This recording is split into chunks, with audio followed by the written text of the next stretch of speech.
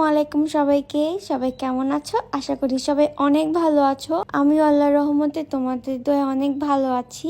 এই ভালো থাকার মধ্যে অনেক ব্যস্ত সময় পার করছি। আর কি সেই ব্যস্ত সময় সেটা এখন আর বলবো না, তোমরা কিছুদিন পরেই বুঝতে পারবা কেন এত বিজি ছিলাম আমি। তো যাই হোক, প্রতিবারের মতো এইবারও বের হয়ে গেলাম। আর কোথায় যাচ্ছি বলো তো, দেখি গেস করতে পারো কিনা। দেখতে দেখতে চলে আসলাম নবীনগরে। আচ্ছা শোনো, তোমাদের বলে রাখি, এই যে আমার হাতের নখ টক দেখে আবার ভাইবো না যে এটা আমার রিসেন্ট টাইমের অবস্থা। এটা কিন্তু 24 সালের আগস্ট মাসের ভিডিও। আর আমি তোমাদের আগেই বলেছি যে আমি এখন অনেক বিজি থাকছি, যার জন্য নতুন কোনো ব্লগ আমি বানাইতেও পারতেছি না, আপলোডও করতে পারতেছি না। সো এর জন্য আগের ভিডিওগুলো আপলোড করতেছি। আর এই ভিডিওর কিন্তু ফার্স্ট পার্ট অনেক আগে আপলোড করা হয়ে গেছে। সো কেউ নেগেটিভ মন্তব্য করো না। অনেক কথা হয়েছে, এবার চলো আমার মোটা হওয়ার রহস্য তোমাদের সাথে শেয়ার করি। প্রতিনিয়ত আমার ইনবক্স পুরো ভরে যায় একটাই কোয়েশ্চেনে, আপু তুমি এত হেলদি কিভাবে হয়েছো, আমাদের সঙ্গে শেয়ার করো। হেলদি হওয়ার মেন রিজনটা হচ্ছে এই শেকগুলো।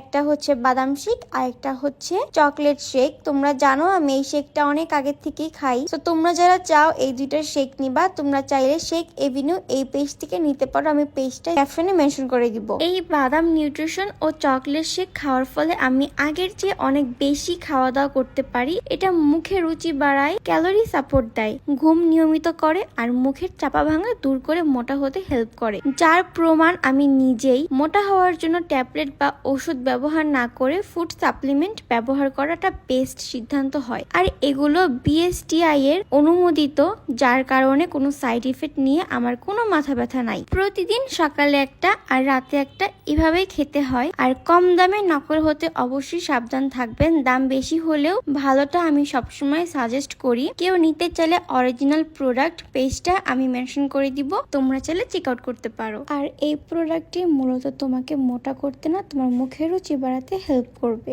এই তো এইদিকে ঘোরাঘুরি শেষ করে আমরা চলে আসছি ড্রিঙ্কস টাইপের কিছু খেতে, কারণ ওই সময়টা অনেক বেশি গরম ছিল।